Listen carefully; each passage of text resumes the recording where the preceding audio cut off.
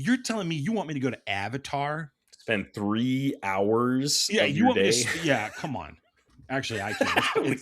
We have strong opinions on Avatar at this James podcast. Cameron is the most full of himself person in Hollywood, and it's not even close. It's not even close. No one thinks they are better for the art of film than James Cameron. Scorsese doesn't. Tarantino doesn't. None of these guys think they do what this guy does.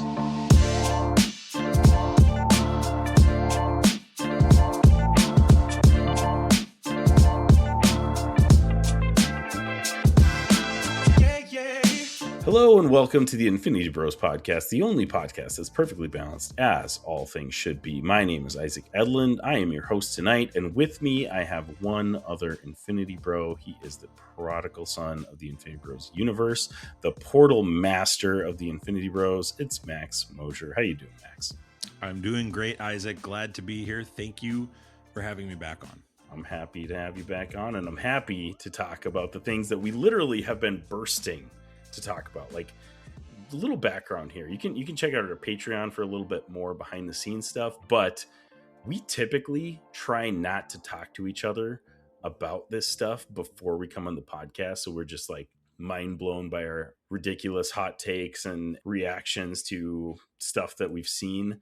And it has been hard this season with Stranger Things. Let me tell you, it has been difficult because you mentioned on the Patreon, there's one scene that you wanted to text me about. There's several scenes that I've wanted to text several of the Infinity Bros about as well. So I'm very excited to be here and chat Stranger Things specifically, but we're also going to be talking about Pluribus and some Avengers leaks that have been happening. So yeah, and in regards to, like, you know, your end of the year wrap up stuff, you know how you get the Spotify wrapped up playlist and like here's what you listen to all year.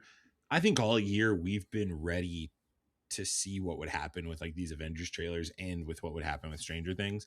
Pluribus has been a pleasant surprise, which I'm excited to talk about. But I think those other two things, man, I think you told me 3 months ago we'd be talking about this. I think this would be an episode we'd both be really geeked to discuss. Oh yeah, absolutely. And like you said, I mean, Pluribus was not on our radar specifically as Infinity Bros, but Max, if you've been listening to some of our other review episodes, dragged us into it, and now it's got us. And we'll be talking about kind of the last probably 2 to 3 episodes. I don't even remember what we reviewed last time we were on the podcast, but we'll be talking about the finale of season 1, and then, like I said, volume 2 of Stranger Things.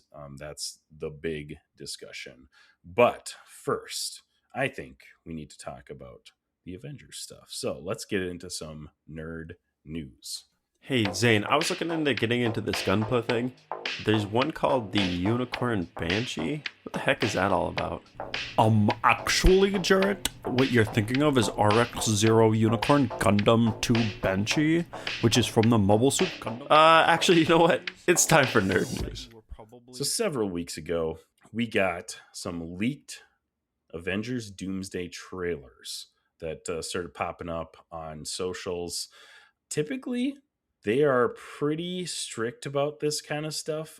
They, as in Disney, Marvel, they, once it gets leaked or whatever, they try to shut that stuff down as quick as possible. But that stuff spreads like absolute wildfire because we've all been anticipating this Avengers Doomsday trailer and, you know, any announcements, any news, honestly, that we've been just, you know, waiting in anticipation for. So we got 3 trailers that have leaked so far. The first one is Steve Rogers. The second one is a Thor trailer. And then the third one that just leaked like this week is the X-Men trailer. So we're going to be talking about that. We are going to be talking a little bit of spoilers. So if you haven't seen those, you want to remain, you know, in the dark, these things are going to be coming out for sure on socials. So, you know, just a forewarning. But here is your spoiler warning for the Avengers leaks. This is Prepare yourself. an Infinity Bros Prepare yourself. spoiler warning. All right, Max. So they, Marvel Studios officially released the Steve Rogers trailer. And I'm going to tell you straight up, that's the only one that I've actually watched because I'm kind of in that boat of like, I don't want to spoil the surprise. I know they're just like super teaser trailers though. So I'm like, I want to talk about them with you. So you tell me anything that happens in them. I'm not going to be upset about it. So, but that Steve Rogers one came out. First of all, what were your reactions when you saw that they had leaked? Did you immediately go try to check them out? What are your reaction to that? If you've listened to this show for a while, some of our friends of the show would know that I am not against seeing spoilers. I don't want to see all the big spoilers, but I do enjoy this time of year seeing things that are being filmed. I enjoy looking at different rumors and going, is that real? Is it not? I personally, conspiracy theory, tinfoil hat, like Mark Jones, believe that some rumors are just placed by Marvel to see what the reactions would be and then decide if they want to do it or just to throw off the scent altogether. This is a really big question we're asking. In terms of the leaks, I have seen all 3 of the leaks. Okay. I did not expect anything different from you. Yeah, I don't think anybody would. I would also say I do think the leaks don't do nearly as much justice as the video that was released that referenced Steve Rogers. And what's fascinating about the Steve Rogers video is it really proves that X and Instagram and these places where you can find these links, maybe it's Reddit. I don't know where people are seeing everything that I see. I'm on X primarily. Same. It's just proof that those are bubbles, because when this came out on YouTube, everyone and their mom was sharing this, and everyone on Instagram was like, holy cow. Like, it was a shock to the normal people. We are the 10% or 20% on this show that care so much that read about it. There's the general public. And based on Steve Rogers' trailer, when that X-Men trailer comes out live, man, that thing is going to break a lot of people computer screens. They're just going to go ballistic for this. Yeah. And I think it's incredibly smart to do 4 different trailers. I think we talked about this in the Patreon. James Cameron better thank his lucky stars that there are some Marvel fans that just want to see this in theaters, and they will go and see it, and they'll endure Avatar, which I will never go see. That is wild, paying for a ticket to a 3-hour movie to see a trailer. Like, that's just crazy to me. That's crazy. And Marvel knows. They know they can wait. They don't need to get it out there. They're pulling some from the internet, but they're probably leaving other ones to keep us on the scent. But yeah, I think the leaks are interesting. I think Doomsday is the most fascinating comic book movie ever made. I think it will be either one of the most beloved films ever or one of the most despised films ever. I just don't see it being in the middle. Maybe both. Like, it's maybe very well could be, right? It could be very similar to like Batman versus Superman. You're right. It could be that. I just think this movie has to be done right. And it's clear they're swinging for the fences. They're bringing Steve Rogers back. And I despise this decision. I think it's really, really not the right call. I love how they're marketing it. Like, I love that they're doing Steve Rogers will return. Like, that's really cool to me. And I think that's how they can market with all these different characters and give them their spotlight. And then I'm assuming the last trailer is going to read something like Dr. Doom will premiere in Avengers Doomsday. That'll be the big, I bet that's your Super Bowl trailer. Right. Yeah. That'll be cool. So no, I don't like that Steve Rogers is back. He'll be Nomad. He won't be Captain America. Yeah. If they do anything as evidenced different. by, I mean, if you haven't watched the trailer, in the very last, thing, it says Steve Rogers will return, not Captain America. So he'll be back as Nomad, like you said. Yep. But I didn't like it. I don't like the decision, but I get the decision. If you're bringing everybody back from the old days, you got to have Steve Rogers in that. Right. And they want him side by side with everyone else. So Marvel has to do this. And if you're bringing RDJ back, like, I feel like we all underneath knew that this was inevitable. Like, RDJ comes back, Chris Evans has got to come back. Like, that's just, I'm not super thrilled about either of those decisions either. But at the same time, it's like, yeah, I think we all kind of knew that was coming eventually.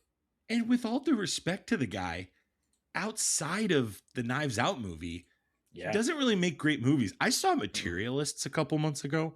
That movie was bad, guys. Yeah, that movie it wasn't good. It was so bad. And he was like, he just wasn't it. Like, you know what? Besides Captain America, he kind of only plays one role. He really does. And like, I liked Red One, but Red One was not received well. I wouldn't call it like I wouldn't call it a classic Christmas movie. I'd call it a fine popcorn flick I'd put on. But like, dude, his movies just aren't it. And so it's been 6 years. That's another thing. We're coming on year 7 since Endgame. Like, Wild. enough space has happened where all these cats can come back and people are like, all right, come on, get on in there. So I think that's the other part is if they deliver with this X-Men stuff, if they can find a way to get Hugh Jackman and Tobey Maguire and Nicolas Cage and all these different original Marvel people, Blade, they got Wesley Snipes back for goodness sake. They've got to put Chris Evans next to these guys. It just doesn't work. The one group that I just please Marvel is the original Fantastic Four. Like I know they had Johnny Storm already in Deadpool and Wolverine. I just want to see the rest of them. I think it'll be so cool. I think it'd be so cool. We've kind of been referencing it, but the most recent one that just came out is the X-Men trailer, which, like you said, is I feel like that's the one that's going to break the internet once it finally gets officially revealed by Marvel Studios. And again, I have not watched it. I've seen still shots from it. Have you watched the whole thing? I've watched it. It's grainy though, right? Like right. That and the Thor one, I feel like I've watched it, but I haven't, if that makes sense. Right. Like, and that's for me, it's like I don't know how much I'm going to get out of a leak anyway, so I'm fine with just waiting until they. Do you think that Marvel's doing these leaks on purpose, or do you think, it's shocked. Like, yeah? Or the other thing is they're not doing it on purpose, but they're also very carefully crafting how it's received, and like they take some down to make people think that they're actually not happy about it, but maybe that was their plan all along, type of deal. I don't know. It's possible that they are crafting how this is received, or like you said, I mean, potentially even had a hand in the actual leak itself. So I don't know. I don't think it's impossible. Yeah, I just think this marketing has been so either brilliant or bad. If they've meant to do it this way, good on them. I just don't believe they've meant to do it this way. I think it's just so weird. It's such a money grab with the Avatar thing. It's so infuriating as a fan. Once they get leaked on the internet, it's only a matter of time before they eventually just release it, because it just is like, it's better for everybody if it's officially released instead of floating around all these grainy images that people get ticked about. Like they're going to release those two relatively soon, I would imagine. Well, and if you're going to do like 4 different trailers like you're doing, why not just do them on the Super Bowl? Do them one in each quarter. Right. Well, maybe they will do it still, maybe they will. Yeah, you're right. Yeah. I mean, why not do it like this week, like with all the stuff going on in January and December with all these football games and basketball games? Like, true. Actually, Netflix did a fantastic job of that. I saw so many Stranger Things. They were on top of their marketing commercials, like that Christmas Day, like all those Christmas Day games, man. I was like getting hyped for Stranger Things that night. Oh, it was great. I don't know, man. It is kind of weird though. The other thing is, along with all those Doomsday things, the Spider-Man Brand New Day trailer got leaked as well. That one I just don't even get. Like I've watched it, and I'm putting my hands up in quotes for those that are listening. I don't even know what I watched. Like people are like, "Oh, this is blah blah blah," and I'm like, I don't know how you got that out of that, but okay. Right. I know Sadie Sink was in it. I know there's like one shot that's a direct copy of the original Spider-Man first edition comic, and that's about all I got out of it. The audio sounds distorted. There's a couple different ways that it's saying. I think it's like Thor. That leak is whatever. I think that's why I question, Isaac, is this a marketing ploy from Marvel? These are too many trailers coming out at the same time. Right. Yeah. With all due respect, I think these X and Reddit people live in a bubble. I think most people don't know what we're talking about. I really do. I think most people have no idea what you and I are talking about right now. And I think the Captain America reveal, Steve Rogers reveal was a bombshell. Well, and for so many people. There's another part of it too, is like with AI being so relevant these days, like, and the leaked trailers being so grainy, it's like, I mean, that could easily be an AI video. So like the casual person, that's my belief. Yeah. Right. That sees this on their feed, and sure, it may be the real thing, but they like look at it and you can't even see what's going on. And you're just like, it's not worth it. Like they will just people remaking the trailer based on what they're seeing on this with AI. And that kind of looks in some ways better, in some ways way worse. AI has really taken a lot of this out of it. And even like there was a time 10, 15 years ago where you could watch fan-made trailers, and that was so cool. And like a Yeah. really good fan-made trailer cut up from all these different scenes from different movies was really cool. Right. Now it's just the flavor's gone. And yeah, these trailers, marketing's got to hit fast and strong for Marvel. That 2026 has to be the year of Doomsday. Like they need to have that counter everywhere. The counter and the this person will return is great marketing. Yes. The multiple trailers, great marketing. The fact that you let it leak online and that all the nerds who are going to care about this see it first, not so great of a choice. And and highlighting Thor is fine, but dude, just give us X-Men. Yeah. Give us Steve Rogers, give us Doctor Doom, and let's go to work. Like, right. This isn't hard.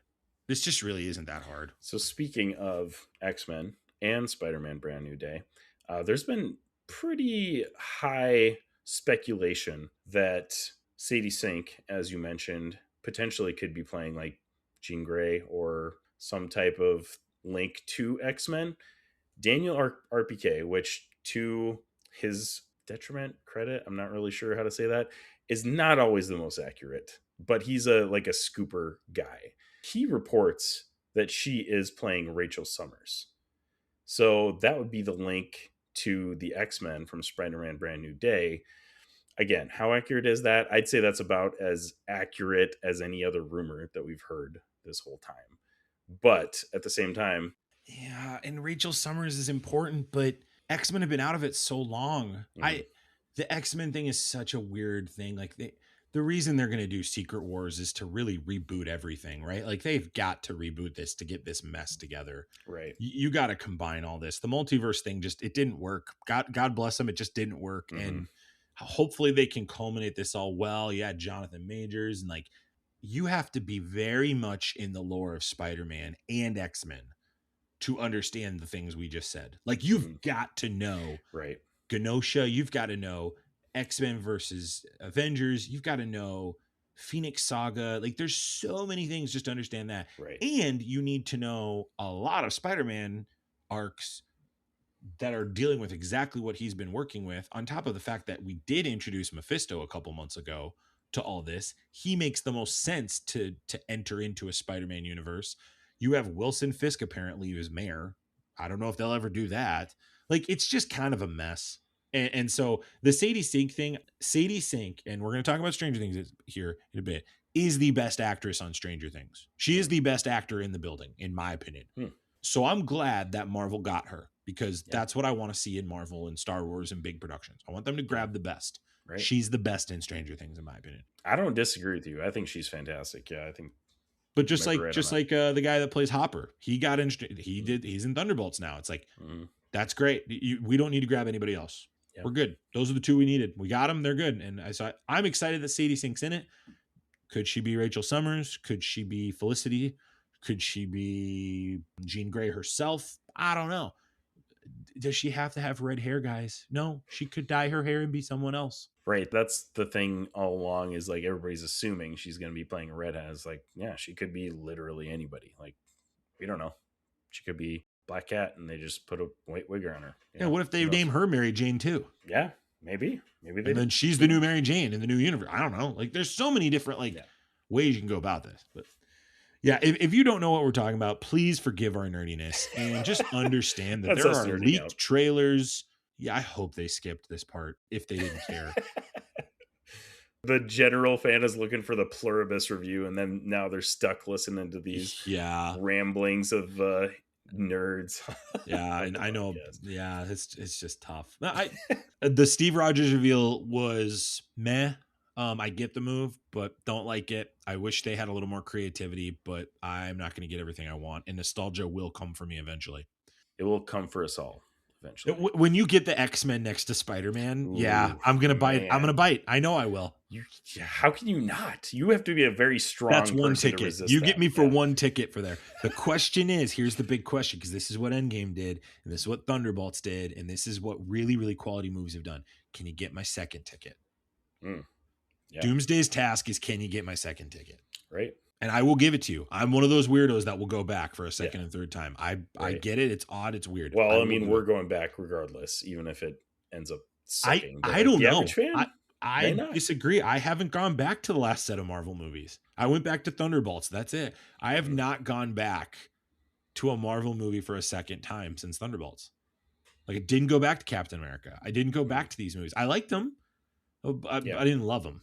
Right. You got to make me love it. And I think Infinity War, I had to go back 4 or 5 times. I had to figure out what I watched. I had to Both Infinity War process. and Endgame, I saw at least 2 or 3 times for sure. Yeah. Endgame, I had to go back because I didn't hear half the lines because of people screaming the first time I went. Yeah, also fair. Lots of fun things coming down the pipeline. So we'll be keeping an eye on those for sure.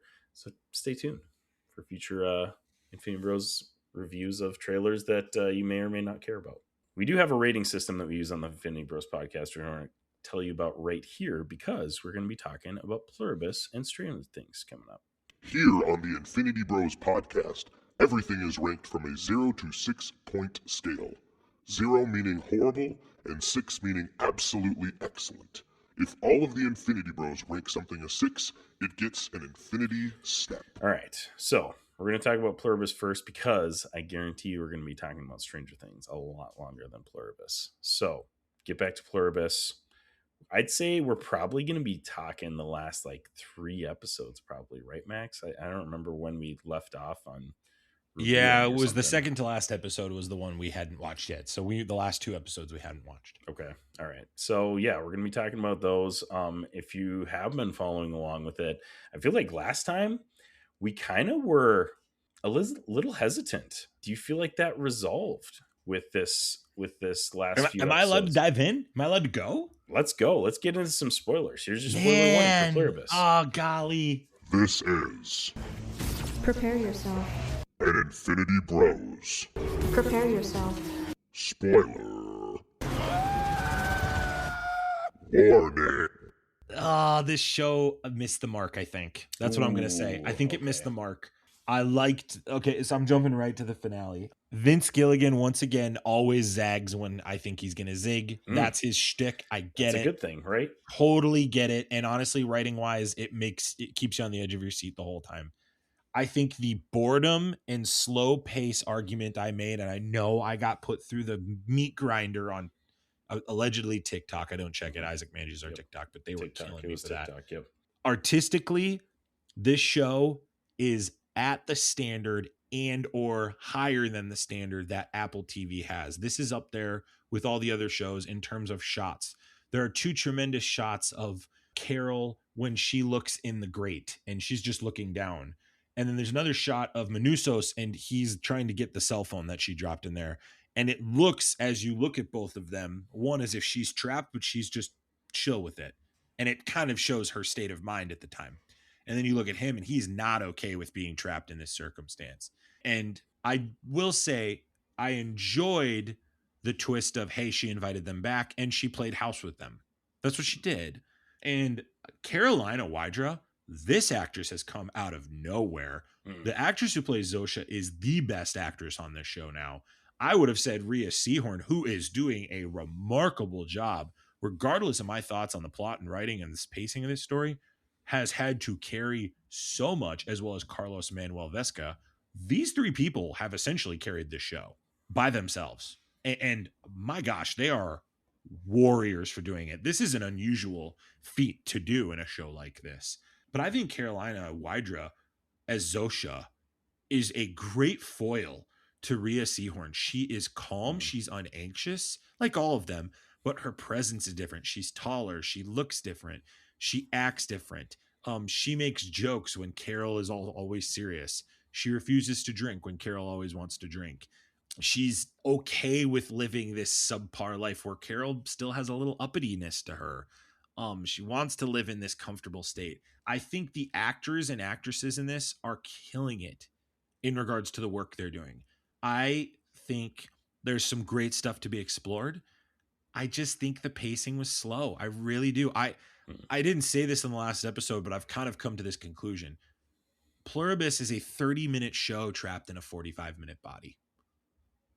And the show has a lot of great things it's doing that can really be told in shorter time frames, and that's okay. There are some who will argue that the artistic framing, the coloring, the camera, the director work is more important than the story. Okay, I'm okay with that. But the story's got to parallel and match that. And I think at times it doesn't. I think other times it takes some big swings. And what I love about Pluribus is the big swings it takes, even when I don't appreciate it or when I'm like, oh, it's too slow to get there. I appreciate that. And I'll always watch a Vince Gilligan show in completion because of that. I love the timeline now. The time makes sense now why they have the time from beginning to end is now we know Carol has a clock that she has to get to the end because they're going to turn her. And Manusos is a man on a mission. And they're just like two children fighting. Like it's like when an older and a younger sibling are fighting. Yeah. Their chemistry is through the roof. You waited all season for them to be together, and they did not disappoint. I hope they get more together next season. I hope there's more scenes with them. And I hope I see Carolina Wydra in more things. I hope I have not seen, maybe she's more popular than I just didn't realize it. But man, I hope to see her in a lot more things. And I also know Vince Gilligan's taking his sweet old time right in season 2. And that is really frustrating to me. So we'll see. But the nuclear bomb as the catalyst at the end. Hilarious. You knew they were going to do that too. You knew they were just going to drop a literal something bomb weird. There was going to be like the season, right? Yeah. Like that was just going to happen. Yep. I liked it. I think it's cool. Yeah. I really just think this show's pacing is slow. I trust Vince Gilligan though. So I'm still going to give it I said it was a miss because of the pacing. I still think it's a 30-minute show and a 45-minute body. I'm going to hold to that. So I'm going to call this show a 4.7 out of 6. I think it's a good show. I still think it's worth your while to watch. If you are into cinematography and shots and images, and you are just someone that loves a good shot, you will get that in this show. You really will. I don't think this is Vince Gilligan's best work, though. I think he's doing better stuff in his other shows. Yeah, agreed. But this was a huge swing to do it this way with basically 3 people.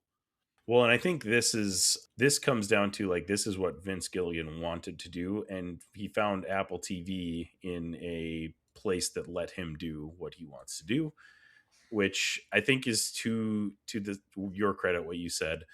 I think he is doing things differently, but in his way, in his own way. Like you can definitely tell the parallels, the similarities to Breaking Bad and Better Call Saul, but there are some pretty stark differences.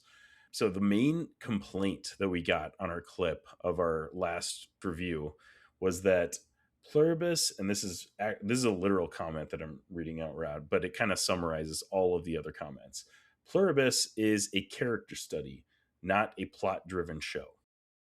And I agree that this is a character study show.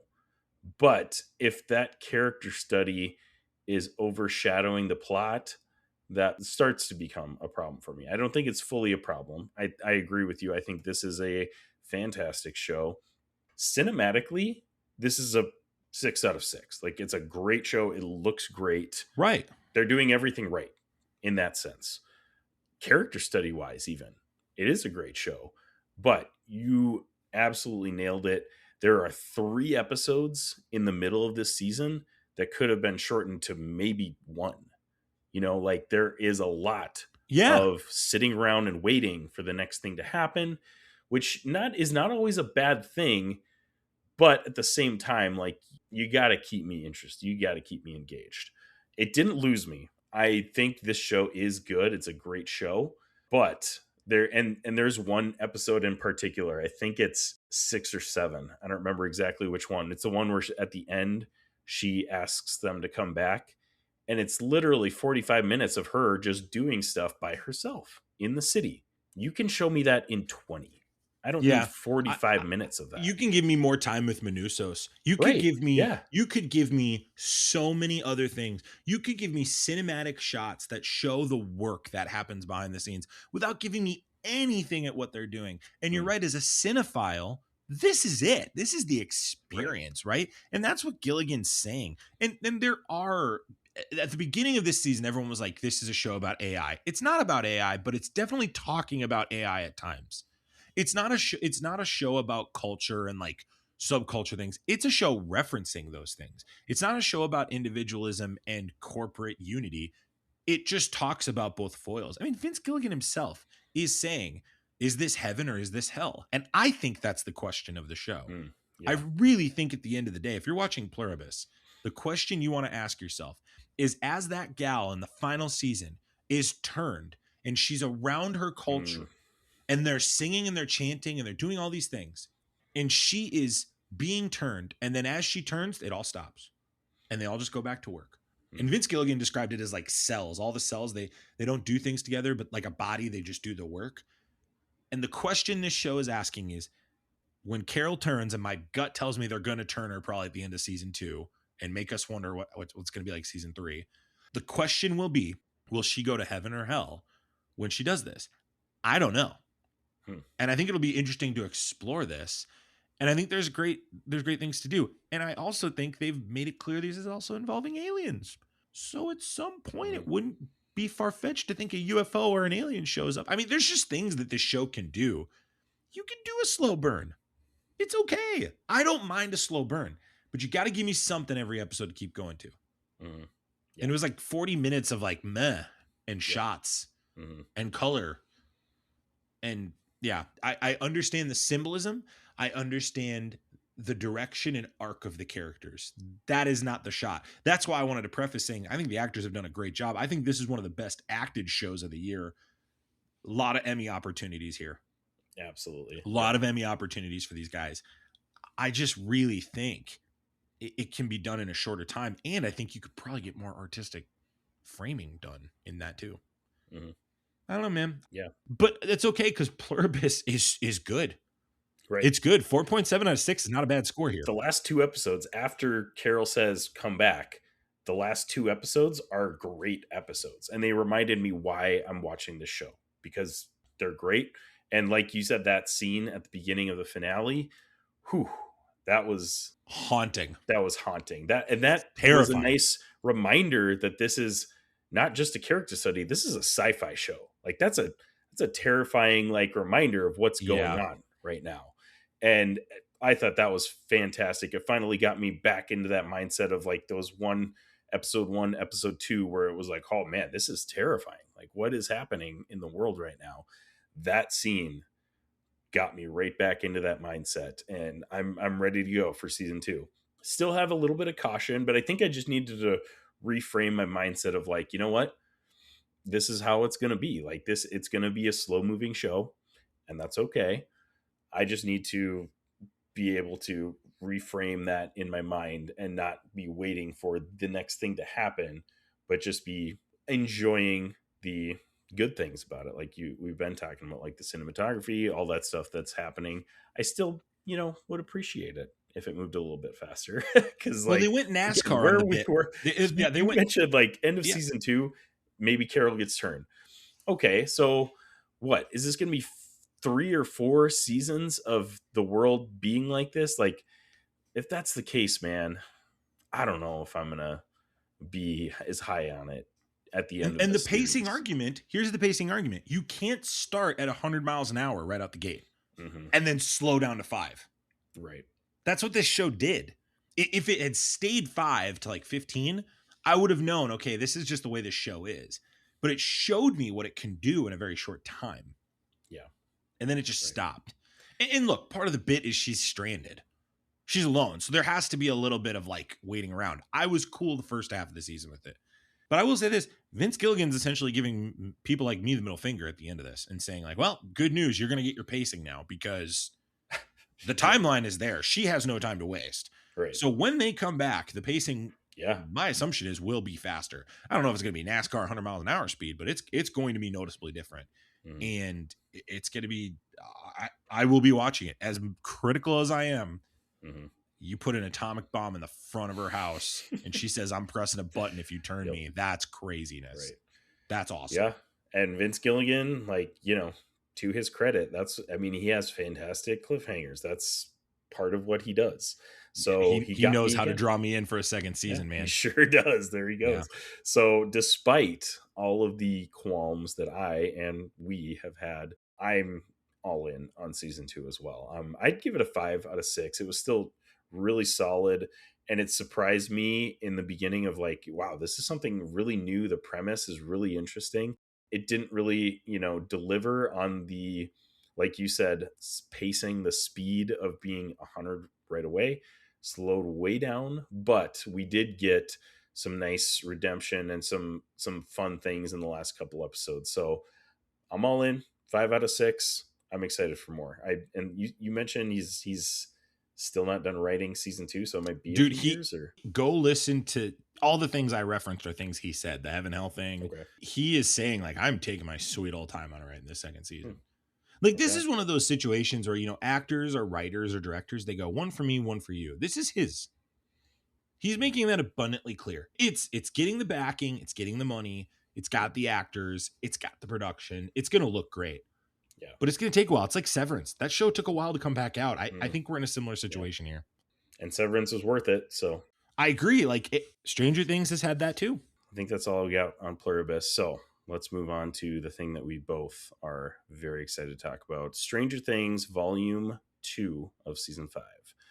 We already talked about Season 5, Volume 1 on episode 238 of the Infinity Bros podcast. So make sure you go check that out. That will be in the show notes as well. And we had a lot of thoughts. I think we talked for almost an hour just on Stranger Things in that episode. And I don't think we're going to be talking for an hour because we're already getting there in terms of length for this episode. But I have so many thoughts, and I know you do too. So first thing I want to do, we're going to get through a non-spoiler review first, and then we're going to jump into spoilers. So Max, what did you think of Stranger Things Season 5, Volume 2? I thought Stranger Things Volume 2 was a tale of one strong episode and two not so strong episodes.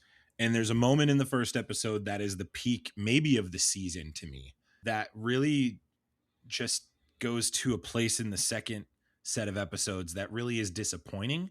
And that makes a lot of decisions that are decisions that the Duffers wanted to make. And they decide to go directions with characters, and they decide to put certain people up more in screen time and more in stakes. And then they decide to shelve other people that I probably, as a fan who's been following this for many years, would have liked to maybe see a little different. You don't get your fan fiction when you get these shows. You just have to accept that sometimes. And this is one of those shows that I think a lot of people have to accept. I don't mind that my predictions don't come true in this because I've trusted the Duffer brothers from day one. And I've always been on record of saying, I think this group, these two know how to make a team of teenagers or adolescents or young adults that can do high stakes together. That being said, I think there's some characters that are getting more time than they should, and others that are not getting nearly as much time, or the direction they're going is discouraging to me with only 2 hours to go. I had great highs and I had great lows, which is what makes this Volume 2 so fascinating. Where Volume 1, it was like a slow burn to the end, and then it was like, whoa, here we go. This was like riding the high of the end of Volume 1, and then it kind of leveled out for me. So as of today, my ratings of Volume 1 are 5 out of 6. And Volume 2, this is a 4.5 out of 6 for me. Okay. So I still believe, even with the qualms I'm going to talk about, that the Duffers have earned the right for me to not make any judgments until that episode or that series finale comes out. I'm not going to make blanket statements and say, oh, I'm worried. In my head, I'm worried. If this was other shows, I would maybe be worried. I just trust those two, and they've earned the right to have a series finale first before I make a final decision.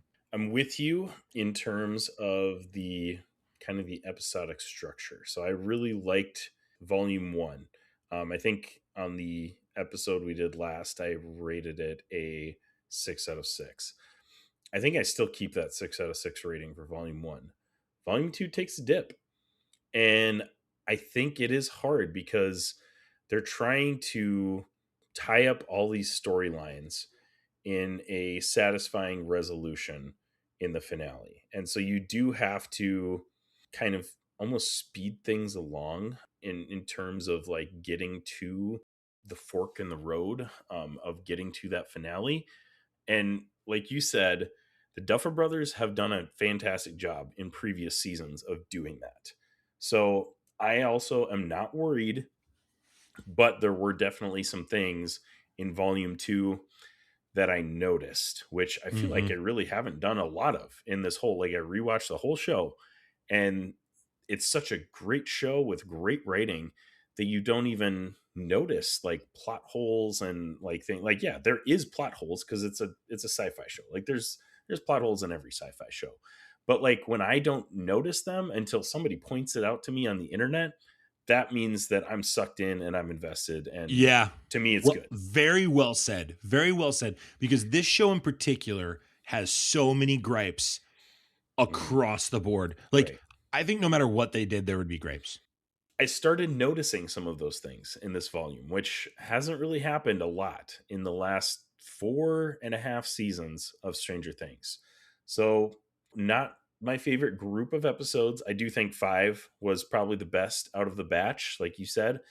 I'm definitely still looking forward to a fantastic finale, and I do have faith that the Duffer brothers are going to nail the finale. I think it's going to turn out like Endgame, honestly. So I mentioned in our last episode, season 4 is like Infinity War, season 5 is like Endgame, right?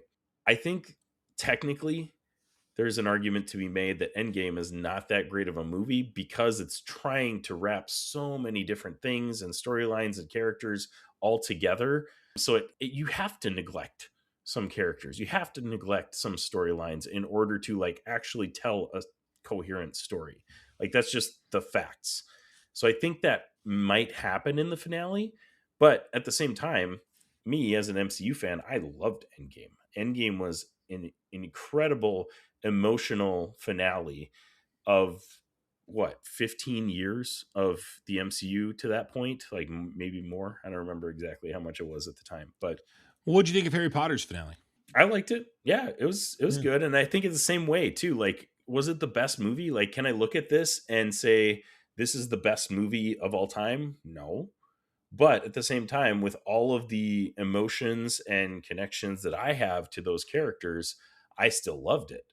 There are some shows that we have talked about that do that really well. There's some shows that don't do that really well. I know one show that we've talked about in the past is How I Met Your Mother. Horrible final season, horrible finale, like totally ruined the whole show because the show up until that point was incredible. It was a great show. But I'm going on a little bit of a rant here, but all that to say, I still think they have enough here to nail this show and send it off with an awesome emotional finale, even if technically maybe it's not the best season of television ever. I think it still will be a satisfying conclusion to this whole series as a whole. Let's get into the spoilers. Let's do it. Let's get into it. Yeah, let's do spoilers. Yeah, Here you let's go. do it. Spoiler warning. This is Prepare yourself. an Infinity Bros. Prepare yourself. Spoiler. Warning. All right, episode 5. Yeah, I think this show really breaks off into 3 parts to me. Okay. So the Okay. first part is it's Will, 11, and 8, and then the kids. Like at the end of the day, it revolves around those 3 things. Right. Max and the kids, I guess is what I should say. Max and the kids. I think episode 5 has the best shot of the season with Will saving Max and Holly, taking over Vecna and yelling, "If you're in there, run." I just thought that was so insane. good. And when that happened, I was like, yo, it's on. I was like, this is it. This is what we've been waiting for. Like you said, you're riding that high from episode 4. Yeah. And that is, whew, that's right on par with that. And that's one. what I think that's what I think volume 2 is for me. It's like the highs are high and the lows are low. I think when Will and Vecna are going at it, like when Vecna captures Will and he goes, and first thing out of Will's mouth is like, "Oh, they escaped. Did your legs break?" Like it's like, "Oh, this is a different cat. I love it." Mm-hmm. But then they lean into, like, in the same breath, they lean into these tropes that, like, I'm big Kingdom Hearts fans. Nobody here is going to know what I'm talking about, probably. But, like, the villains in Kingdom Hearts, this is a Disney Final Fantasy crossover. It's all this, like, darkness and the time is now type of dialogue. That's all Vecna's doing this season. Mm-hmm. Like, it's time. He's been saying it's time for 2 seasons. Like, and just like, and there's this tonal shift that takes place when Will breaks Vecna's legs, from being, here we go, we're getting after it, to, huh. And it's like the show just like stopped. And all it did after that with the main set of characters, I'm not talking about Holly and Max, but the main set of characters, they either sat around and solved something by sitting there and solving it. Oh yeah, it's like this. Here's the record, and or here's what the upside down is, or all these things, and we'll talk about that in a sec. But like, I felt like it kind of just revolved around Will being depressed, being anxious about his homosexuality, and then it culminates in this scene that the Duffers really thought they had something here, and they didn't. They just didn't have it in this scene. And look, he's gay.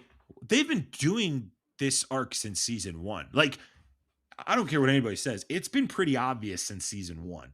I'm not sitting here going like I was y'all excited about it, but I'm not sitting here and saying like, oh, this is out of left field. This is new. It's really not new that they're doing this. The problem with it was how they went about it. It would have made a lot of sense for him to sit with Joyce and Mike, or Joyce, Mike, and or even the original boys. Would have made sense. Great. But when you have all these different people in there, and you don't even have Hopper in the room, it was such a miss. And this show is built. Everybody's got this trauma and this grief and this pain.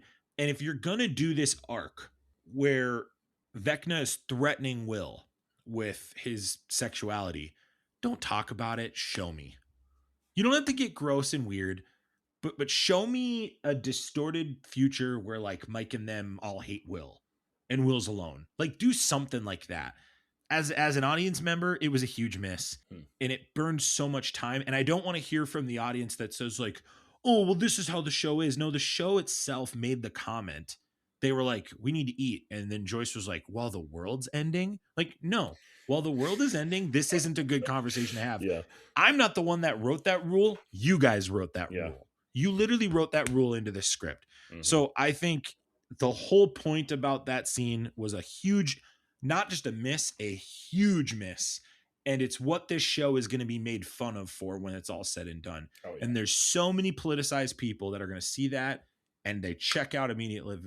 And honestly, the stakes are so high, it's just laughable. It's just a laughable, tropey scene, and it will be studied for years to come. I believe it's that bad. I think it's a 1 out of 6 scene. It's so bad because it doesn't follow the rules that the show itself has built. Yep. Not because of the content it's talking about, because of the rules of the show. I agree with you on a few points, but I do want to say that like if you just cut that scene out of that episode, I believe it's episode 7, cut that scene out of that episode and placed it like maybe in volume 1 somewhere, it makes way more sense. In a smaller group, in a smaller setting. Yeah. If you do it right after the battle. Yeah. Right after the battle. Yeah. Where it's like him, Joyce, and Mike.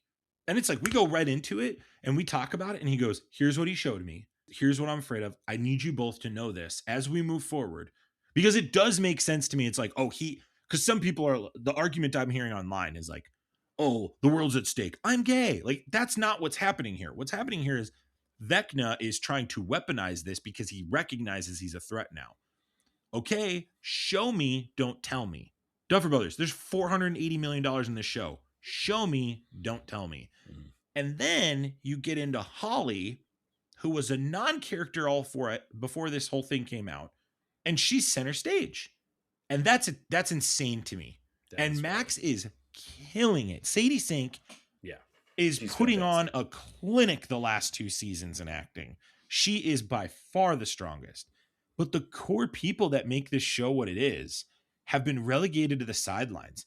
Dustin is sitting there crying and grieving Eddie, which is a great arc. And I think him and Steve are great, but it's really made his character not likable the first chunk of the season.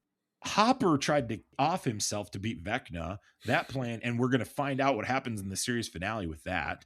Somebody for sure is dying with that bomb. Oh yeah, like, somebody's dying. We don't know who it'll be, but like to me, the biggest thing is Elle has gotten sidelined, big time this season. The whole first season was about Elle is special.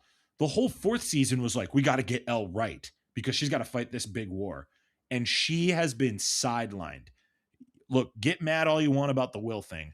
Will at least was added to the puzzle. but he has overshadowed everybody. He has not needed to overshadow everybody.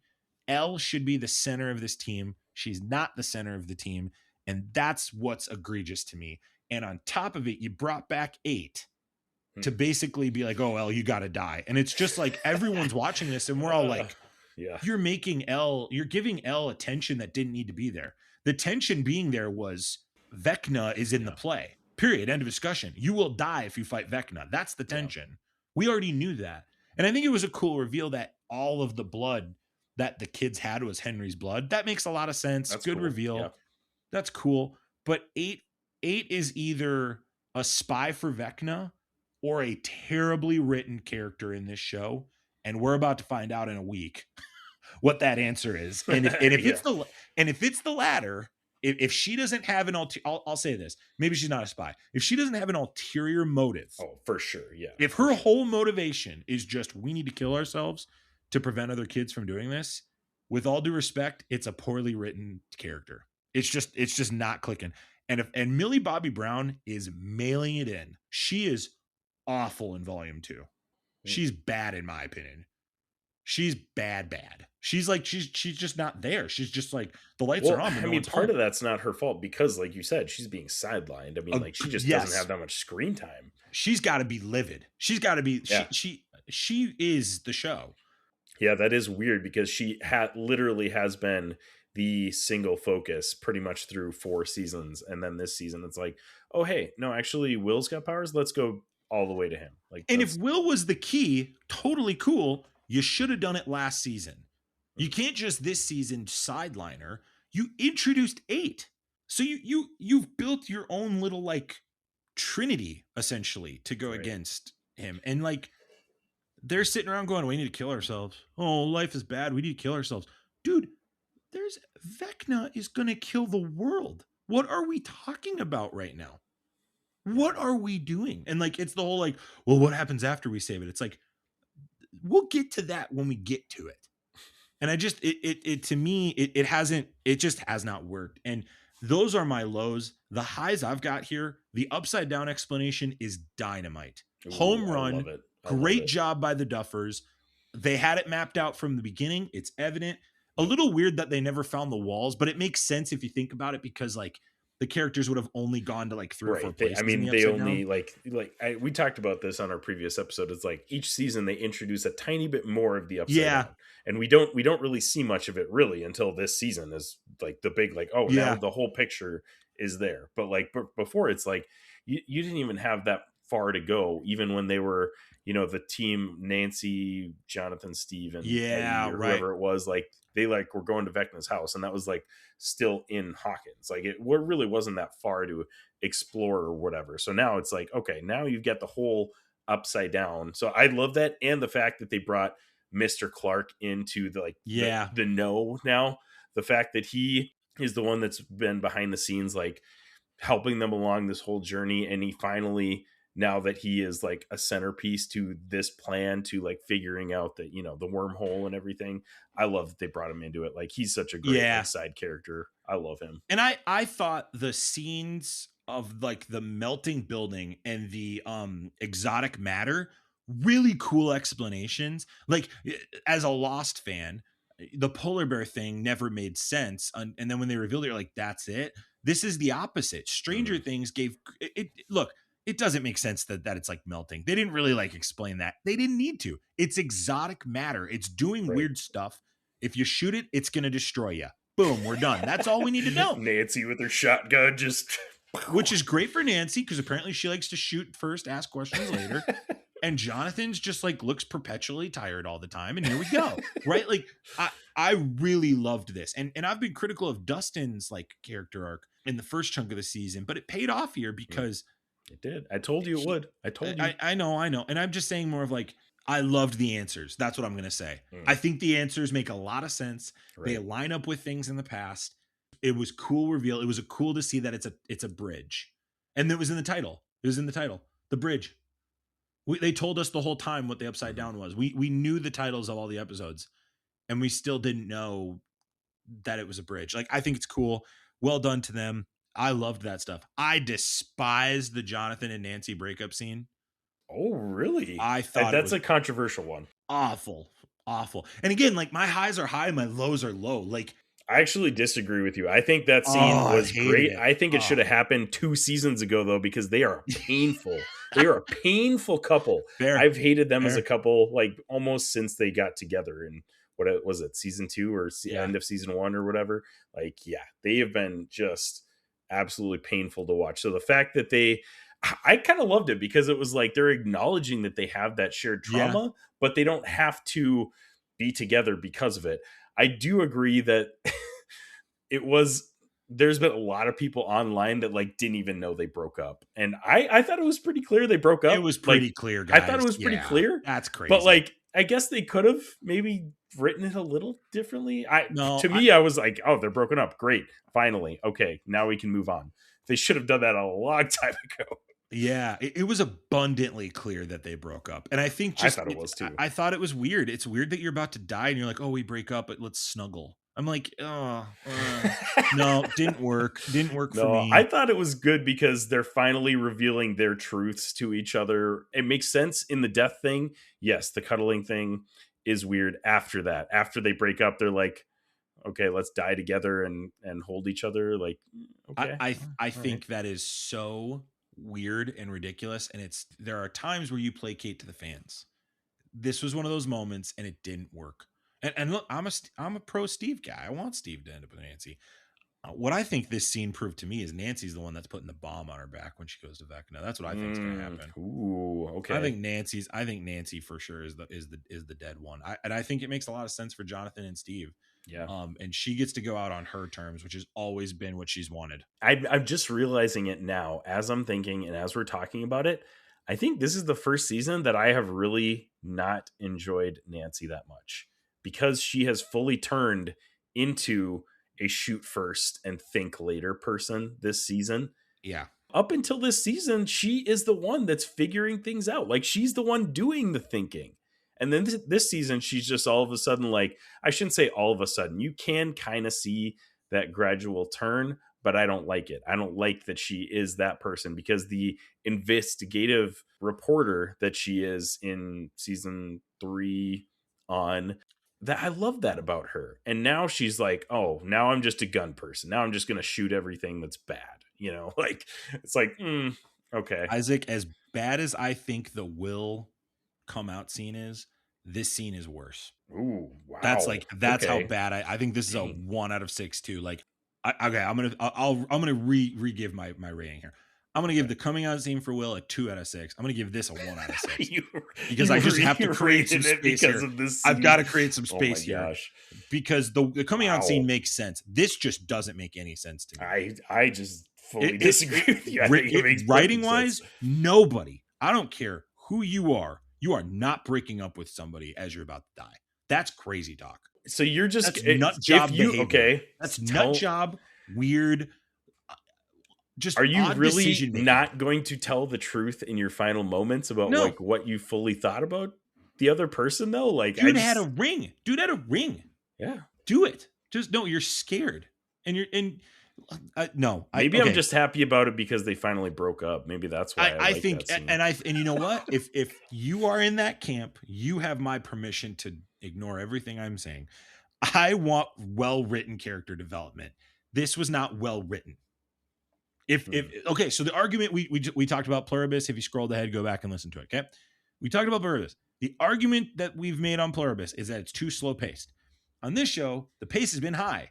We want good storytelling on this one too. And this show has always thrived because of that. That's what makes Stranger Things set apart. No matter how this season ends, Stranger Things will always be one of the chief leaders in this. Yeah. And what got us here was the well-written character discussion of these two. There is a way for them to break up here and talk about it as, you know what? We just kind of bonded over some trauma and we're both realizing this ain't it. And I you don't even have to show him the ring. Give the ring to Steve or just pull the ring out and then throw it away. Like there is zero reason for you to do it. And it was just such a weird, and I think the Duffers when they wrote it were like, oh, how cheap. You thought the unproposal was too cheesy. Is that what I'm hearing? I thought it was awful. I hated it. I can't wait to see what Mark our Hallmark guy is going to think of that. Yeah, scene. I That'll think be it's the interesting. lowest point in the whole series. That's what I'll say. I'll go that far. I think it's the lowest point in the whole series. The lowest point in yep, the whole I am. series. And- that is And insane. here's what I'm going to say too. It's lower than the sister episode to me. It's lower than that to me. 'Cause now you're talking silly. That's fine. That's fine. That's insane. No one breaks up with somebody on their deathbed. I'm sorry, you just don't do that. You don't do that. And Jonathan's not going to die, right? Going into the season, I was like, oh, Jonathan's dead, man. Nope, not anymore. And if he does die, this scene makes it weirder. Whereas if Nancy dies, it makes a lot more sense now if she dies. It makes so much more sense because of the things you're saying. She's That's not fair. reckless, but she is just forthright now. Mm-hmm. And I still like both characters. I just think this scene just wasn't I've been a it. Jonathan hater since like season 3. He's Dude, that just guy, annoying. That guy's He's been through the annoying. meat grinder, man. Like I know he has, but he doesn't help himself out. He just that's fair. That's fair. You're right. Anyways, yeah, it's my back aggressive to take on 8 it. though. I had mixed feelings on her coming back at the end of volume 1 because the Lost Sister is my least favorite episode. It is a terrible episode. Just for not a clarity, good I think it's episode. awful. I think it's awful. This episode is not worse than that episode. Yeah. That's not what I'm saying. I'm just saying this moment to me is one of the low points. That's fair. Because of the whole series. If That's what you think, then Yep. you're fully entitled. But to your opinion, man. I just also want to make it abundantly clear that episode is Yeah. trash. It's not a good episode, and to me, this return has not felt worth it. I mentioned, I don't know if it was on our last episode or the one prior to that, about like our hype and like preview of Stranger Things. If she comes back, I don't know if I'll like it, and I still don't know if I like it. I mean, obviously we'll have to fully wait until the finale to see, what happens, but at the same time, I'm like, yeah, she's sketch. And like you said, if she doesn't turn out to be sketch, it's just a poorly written character. And I don't think the Duffer brothers are that bad at writing. Like, they've been fantastic through this whole series. So I do think that she does have an ulterior motive. I still don't like it though, and I'm just kind of annoyed anytime she pops up and is she's got something going on. Like it's evident that there will be some type of reveal. I've heard some theories online about like specific D&D arcs. I'm not into that lore enough to make that claim.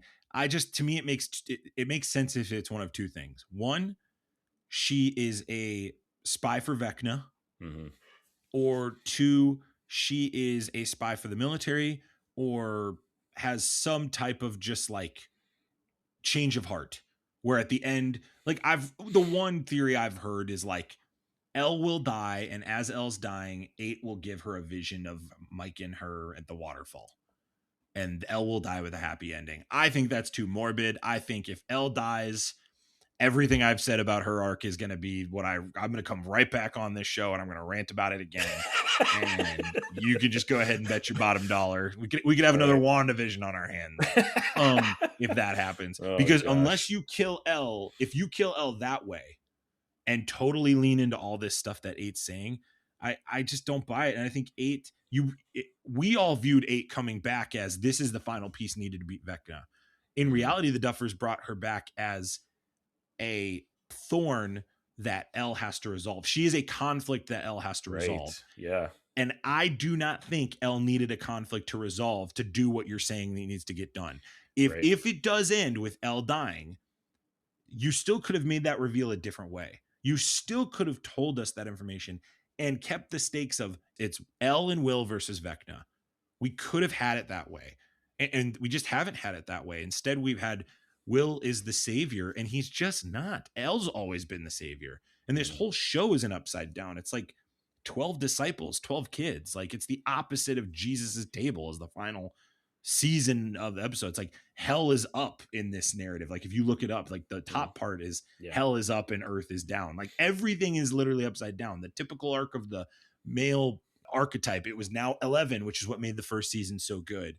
Like, there's all these things this show does that's opposite of the typical cultural narrative take. I just think if this happens with 8, man, that's gonna be a huge bummer. But again, I trust the Duffers. I trust them. I think they've earned my respect enough to go. I can't make that judgment yet. I feel like when you and I get on the podcast, we talk about all the things that we don't like, and it makes it seem like we didn't like the episodes or show or whatever.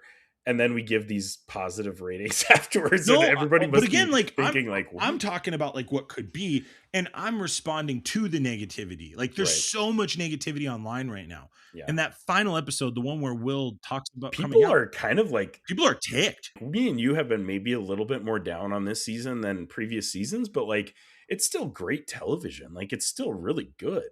And people are out there saying this is a trash season. And it's like, No, what are you there's watching? scenes. Like, There's what? scenes that are bad, and that's the difference. Yeah. Like the two scenes I'm talking about, the breakup scene and the coming out scene, they're just bad scenes. That's all. Mhm. And they're important scenes to like the whole season of the show. But let's talk about the things I love. I love Max in this season. I loved Max's reveal. I loved how Max got out. Everyone's like, "Oh, Max like walks out. She doesn't run to the portal." I think that's hilarious. I love that bit. I loved that I loved when her and Lucas were reunited. Oh, that was a great scene. I loved that scene. I loved the Demodogs with the Jurassic Park framing. That was so good. I love so that good. so much. I loved when the mom saved them. Karen comes in with the oxygen it was cheesy. tank. It was cheesy, but I ate it all up. I thought it was great. Same. I love the idea that they bring everybody together. I know some people have been like, "Oh, it's too many people in the kitchen." That's not the problem. The problem is the focus needs to be on one or two people. This is what you referenced Endgame. Endgame kept the 6 at the frame, and then everyone else supported the 6. That's not happening right now. Everyone is kind of speaking at the same time. Nah, we're at the point where it's got to be the core people, and the core people aren't really being identified. And you've got 8 in there with some massive stakes at the same level as Robin, who's making jokes about Steve Harrington and his genitalia size, right? Like there's just like all these different types of dynamics going on that the Duffer brothers have just carefully orchestrated.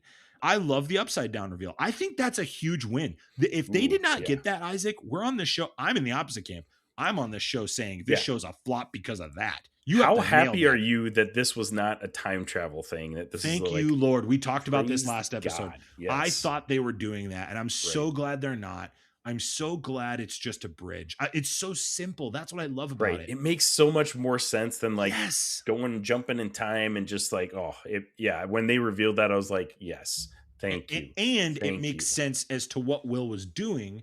And it makes sense as to why, like dating back to season 1, why was she able to talk to him the way she was doing it? Like all those little things, these things that the show is kind of sprinkled in. The Mind Flayer thing is still up in the air. I think they have to reconcile that too. But I love it. I love Holly. I think the kids' storyline's been great. A lot of people have been like, and I said this, Holly gets a lot of screen time here. And that is like, I wouldn't like her to be the main stage, but like, man, she's doing some cool stuff. It's Lord of the Flies. Like the Vecna stuff with the kids is freaky. Derek is hilarious. He's looking at Vecna saying your mom. Like there was some funny stuff there.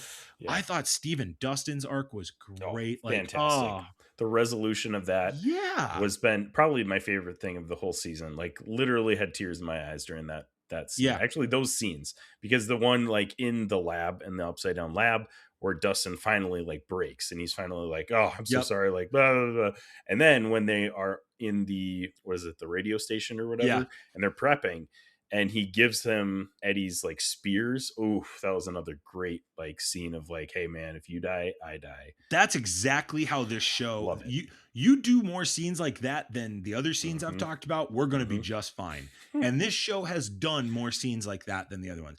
Amen. The misses were misses, but again, you got to take swings in shows like this, and I think the directors are taking swings. I think they took a swing with the Will and the Nancy and Jonathan thing. Didn't land for me. It landed for other people. The setting and the theme and like everything dying around them, it's good stuff. Will coming out, that was a thread from season 1, guys. Like, whether you like it or not, and I didn't like it, don't act surprised. There are people going like, it's like all of a sudden pro-gay. This has been from day 1. To speak on that scene a little bit, like I honestly don't even hate this scene so much. Like you made a good point of like, it should have been just like the core group, the 4 people or 5 people that hugged him at the end. They are the only ones that needed to be in on that conversation. Like the whole group didn't need to be there. And another part of that is that like right before that, he's about to tell his mom, Mike walks in. I thought he was just going to tell his mom and Mike. That would have been fine. And then they can move on and Yeah, Do it's the an thing, SNL right? skit. There's going to be an SNL skit of this. For sure. If you're for SNL, sure this gonna is be an low hanging SNL fruit. skit. You got to do something like this. But next month. the one thing I'll say is that like you can like again, you can cut that scene out and put it somewhere else in the series, and I would have been probably fine with it. But like it screeched that episode to a halt. Yeah, And they were like gaining steam, getting ready to go, and man, it really upset the pacing of that episode specifically. And I think that jarred so many people into thinking this is a bad scene. I don't personally think it's a bad scene. I think it's very poorly placed in that episode specifically, maybe even the whole series. Like they should have had this happen, like you said, like early at the beginning of this season, at the end of that big battle in season or like episode 4. Maybe then there's so many different ways that they could have done this that don't include sitting everybody down in a room in an intense moment and doing this. It's obnoxious. The reason I reference both scenes is I really feel like the Duffer brothers were like, "Oh, this is good. This is so good." Like I've heard they spent 12 hours filming the Will coming out scene. Really? Because the actor is that's his sexuality in real life as well. And I think it's just a situation where all these people thought they were doing, when you have a joke that you and your friends really like, and then you tell somebody else and you're like, it's not really that funny. I think that's kind of what happened here. Like, I think they all sat around and convinced themselves this was gold. And I think there's some people that will love it. To each their own. I'm just going to say more of like, it didn't hit it all. And you wrote the rules in your show. Right. And you've done a great job for 4 seasons of anytime you reference something else, you show me a clip from that thing. Like you don't just say things and you don't just say this happened and not show me. And they haven't shown me what Vecna showed Will. They haven't shown me that. They just said, "You'll be my spy." And that was it. Mm-hmm. And I'm tired of it. And at this point, you're out of time. The other thing is, look, we're talking about a lot of positives. One more negative is Elle's character. If Elle's character is sidelined in that final episode or is not the main character, huge miss. Yeah, and I will come on here and I will. That is my only expectation of the series finale. Right. It has got to make her the main character. She is our protagonist. She is the one that has to. Will help her. 8 will help her. I get it. Hopper will help her. Yeah, the whole team will help her, but they she should be the focus. She's got to be the one that beats him. Or she has to be a quintessential piece of the puzzle. If she is not, or if she's just like knocked out and then like somebody else finds a way to beat him, that's gonna be really tough for me. Yep. That's gonna be I'm not trying to write an ending for them because that's their job. They write good endings. That's their job. But Millie Bobby Brown has mailed it in and she looks disinterested. I will say though, the season 3 and season 4 finales are some of the best episodes of Stranger Things, maybe some of the best episodes of television. Those are such good finales. So they know how to write finales. You can't kill her. You already did that in season 1. Yeah. That's the other reason why I'm like, you can't kill her. Like, but then other people are like, it's a bookend. I'm like, it's not a bookend. They did this. We did it already. We did that already. Season 4 is peak. Is really peak at this point. Yeah, season 4 is like looking. They could have ended it with 4. They could have ended it with 4. Let's be real. But to add on to that a little bit, if she does die, that would make her the focus of the finale, right? So I think there's a way that she dies and it's still a good finale, in my opinion. I agree with you. I'm saying she can die as long as she's the main focus. That's what I'm saying. Right. I think that's how you make a satisfying finale in which she dies. She has to be like the main character protagonist of that episode. She has to die to save everybody else, basically, is what it comes down to. So I think it's possible. I think it still would be good. We'll see how it shakes out, but I don't know how that see the 8 thing. I don't know, man.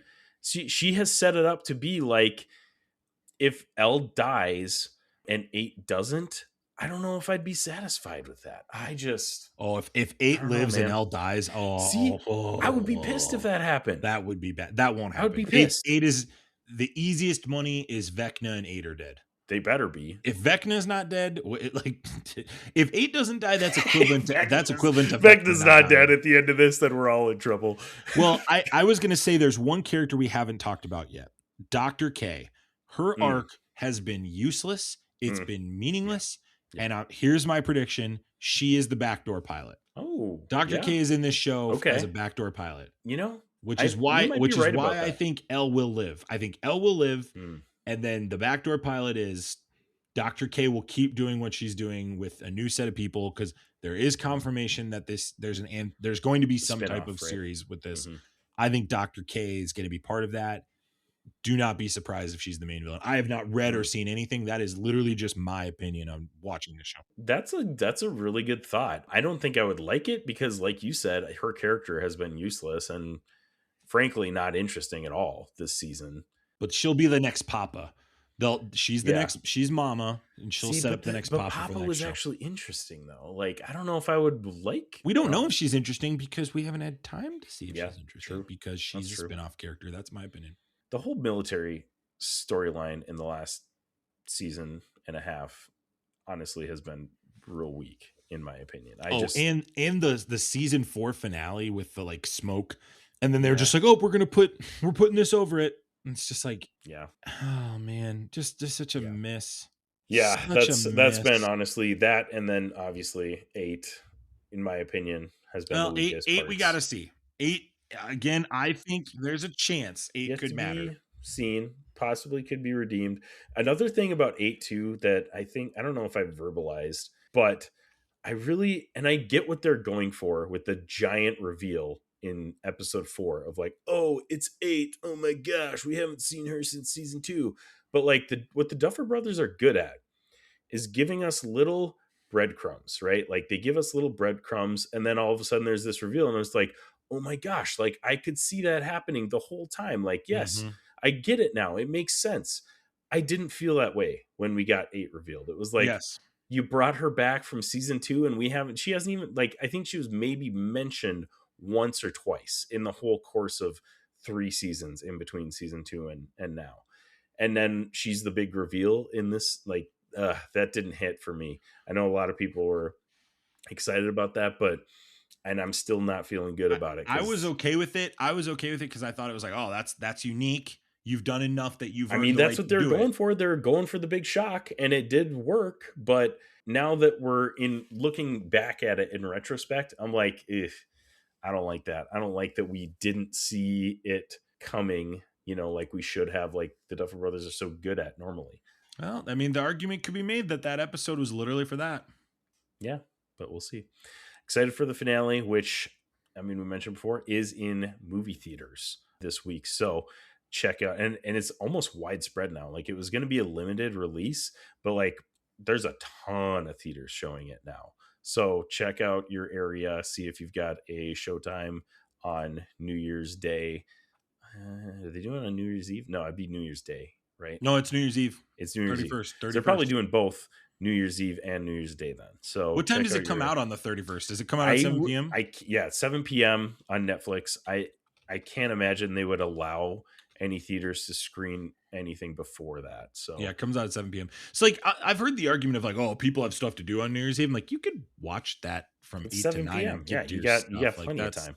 Especially it's like a movie. It's going to be 2 hours long. So you and I aren't in the party scene though. With all due respect, that's true. There's some people that they're like, oh, I got to get out and party. Like, I haven't celebrated New Year's Eve for forever. I've been watching CNN for the last 8 years with Infinity Bros Zane on New Year's Eve because it's just a train wreck. They're just like good times, nonsense gobbledygook. So.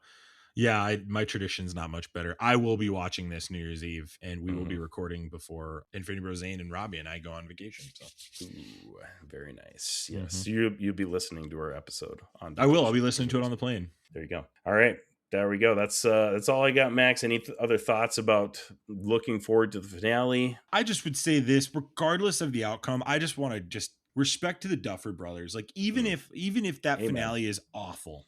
And again, we talked about this last episode. Finales are so hard to land. And I can't fathom the quantity of hours put into deciding this stuff. I can't wrap my head around it. So I think they've earned the right to flop here and for this show to still be good. I just want to say that, like, even if this season does not meet what I think this should be, I still think the first 4 seasons are some of the best seasons of television. Season 4 is so good. And part of the reason this season is being so drilled on is season 4 was just such a great season ever. One of the best seasons ever of all TV. And so I expect to be wowed. I expect to be emotional. And I expect this episode, this series finale, to bring great resolution. So, but props to those guys, man. Yeah. They hit a home run. They bet on themselves and they won. Agreed. There will be tears in my household from me. Yeah. Isaac will cry. He cries at everything. Yeah, I'll definitely cry. I've already cried once this season, so definitely be crying again. But yeah, I totally agree. I mean, either way, if I don't like it, I still think this show is going to be very well respected among everybody, but among myself for sure. I think it's definitely, even if this finale is a complete failure, the show has been so good that like even a slight bad season would put it in people's lower ranks, I feel like. Yeah. Even if it's not what I'm hoping for, even if it's not good, by my standards, I still think Stranger Things as a whole is going to be a top 5, top 6, show for me of all time. Like, it's that good that it has earned the right to be on that list for me. So agreed. I'm hoping for more. I still think the Duffer Brothers can close it out. I'm very excited to see the finale and the resolution and, just the emotions. Like, we've been comparing season 4 Infinity War, season 5 Endgame. Man, I bawled like a baby the first time I saw Endgame because of just all of the emotions that were wrapped up in that whole 15 years of my life, honestly. And I feel like this is the same with it being stretched out over 10 years. Like, there's going to be a lot of emotions.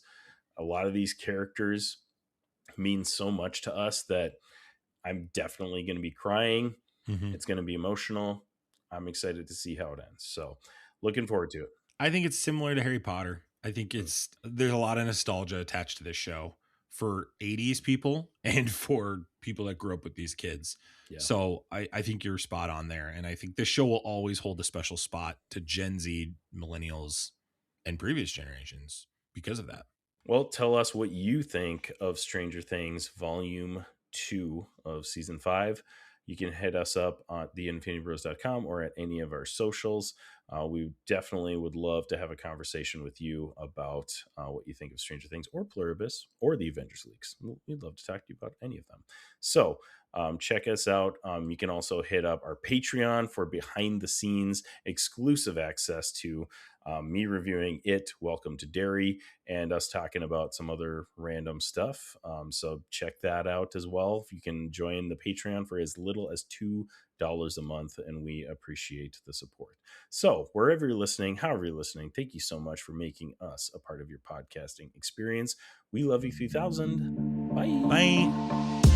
Thanks for tuning in to the Infinity Bros podcast. You can find the Infinity Bros on Twitter, Instagram, Facebook, TikTok, Twitch, and YouTube at The Infinity Bros. You can also check out our website at theinfinitybros.com for links, reviews, and sweet merch. Feel free to send us listener feedback via social media or email at infinitybrospodcast@gmail.com.